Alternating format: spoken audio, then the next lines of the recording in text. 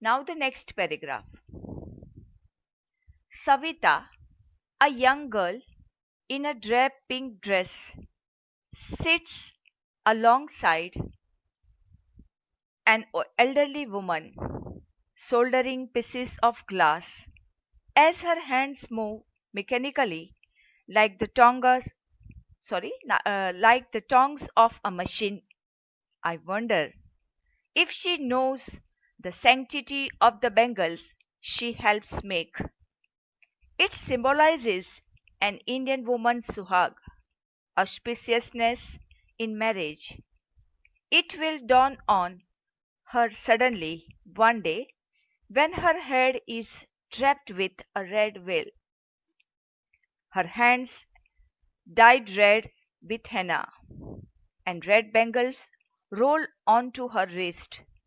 She will then become a bride, like the old woman beside her who became one many years ago. She still has bangles on her wrist, but no light in her eyes. एक वक्त sir बर खाना भी नहीं खाया, she says, in a voice dread of joy. She has not enjoyed even one full meal in her entire lifetime. That is what she has reaped. Her husband, an old man with a flowing beard, says, I know nothing except bangles. All I have done is make a house for the family to live in. Hearing this, one wonders if he has achieved what many have failed in their lifetime. He has a roof over his head. The cry of not having money to do anything except carry on the business of making bangles, not enough to eat, rings in every home. The young men echo the lament of their elders. Little has moved with time, it seems, in Firozabad.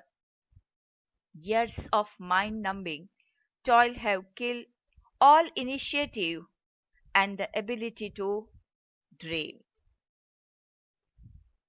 Here, the author noticed a young girl, Savita, in a pink dress, sitting beside an elderly woman, helping her in making bangles. Her hands moved like a machine. The writer wondered if the little girl understood the sanctity of the bangles for Indian women. The old woman told the writer that she has not enjoyed even one full meal in her entire lifetime. Father of Mukesh was at least able to give him family a house. Every house in the Bengal making community had crisis of money. Nothing had changed over the years for them. Students, in the paragraph I read right now, fourth line, the word sanctity is there. Underline. Sanctity means holiness. HOLINESS.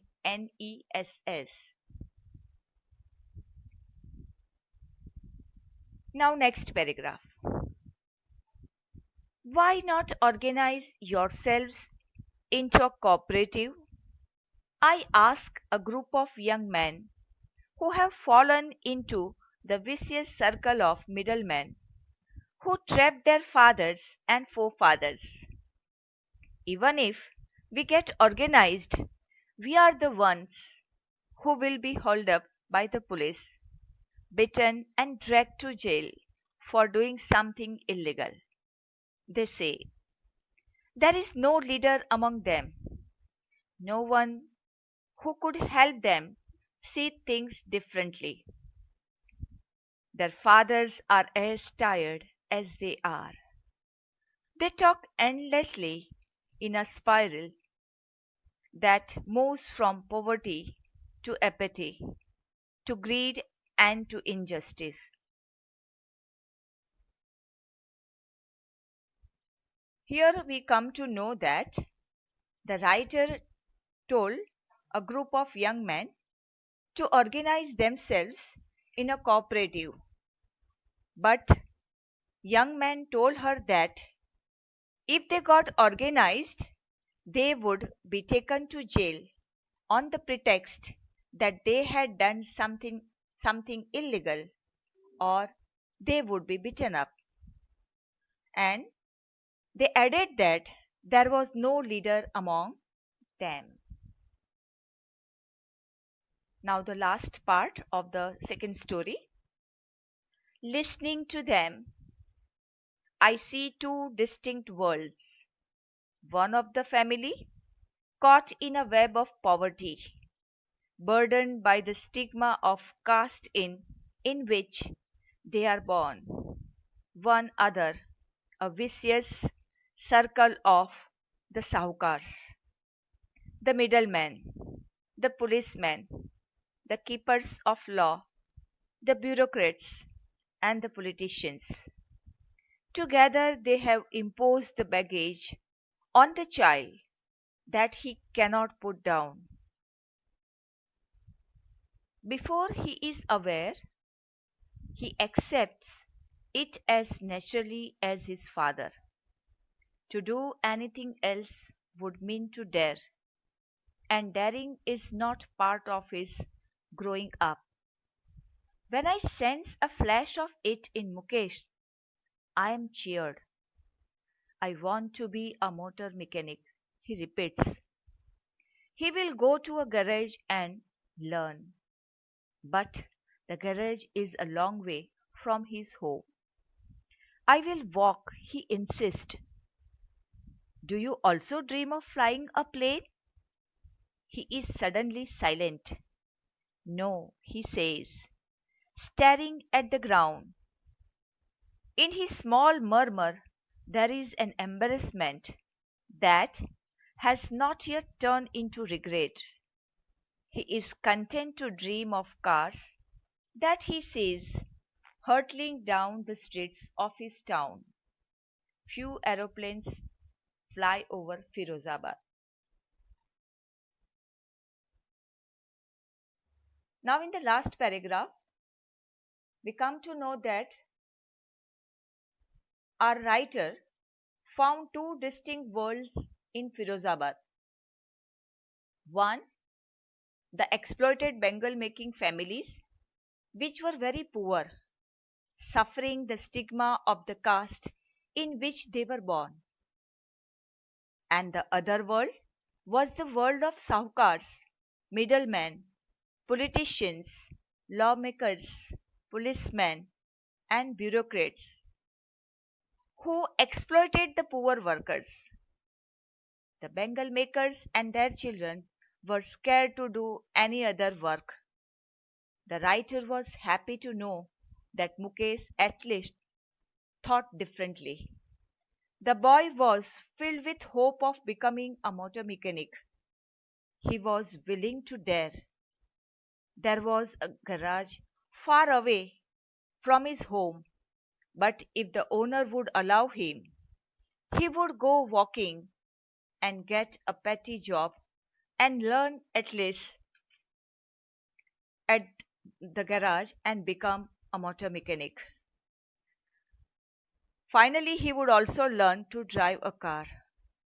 When the writer asked him if he dreamt of flying a plane, he said he was happy to think only of cars. Actually, he had also seen few planes fly over Firozabad. Students, now here the reading and the explanation of the second story of the lesson Lost Spring gets over.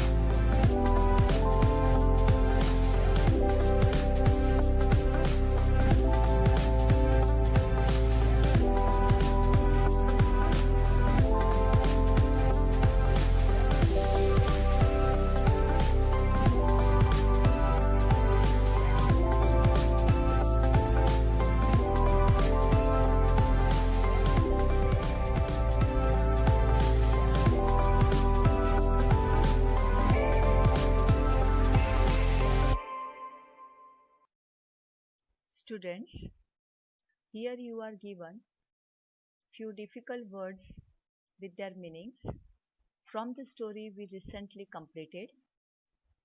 So please read and learn them. Here you are given questions from the second story. So please write down these questions and their answers in your notebook.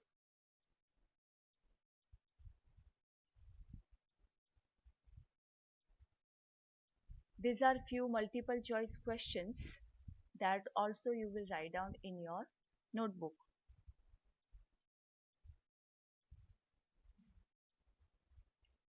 And last but not the least, these are few questions based on understanding the text from the story one as well as second one. So do prepare these questions also in your notebook. Thank you.